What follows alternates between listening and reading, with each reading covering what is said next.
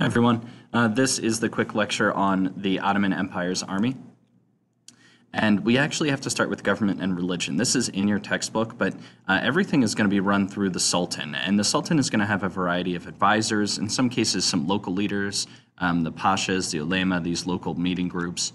But the Grand Vizier is going to be his main advisor. And so the Sultan is really going to run everything.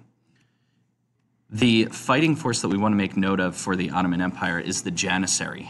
Janissary is an individual soldier, so you pluralize it by saying Janissaries, and these are extremely elite fighters. They're actually Christian slaves who were captured as children and then converted to Islam from a very young age, making them fierce defenders of the kingdom. They'd use the Turkish sword, the yatagan, not exactly sure to be honest with you.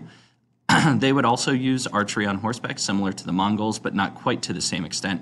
And we're talking the Middle Ages here, so they would be, they used the crossbow to great effect in a lot of their battles, which was going to be stronger than a regular bow, gave them a distinct advantage, and it could cut through the armor of medieval knights. And so that made a big difference on the battlefield, more so than ever before. And one place where this was seen was at the sack of Constantinople. So we're in medieval Europe, and I just want to draw your attention to a couple of different things. As they are sacking the Orthodox Christian city of Constantinople, they're using siege weaponry.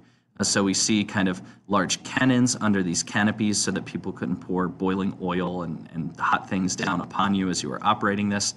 Battering rams that would have been used to try and knock down the walls. They actually had giant crossbows.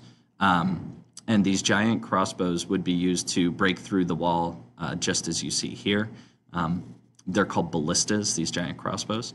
Then they would be attacking and trying to soften up the defenses. And then what they would do is wait for these regular soldiers to kind of blast through the walls.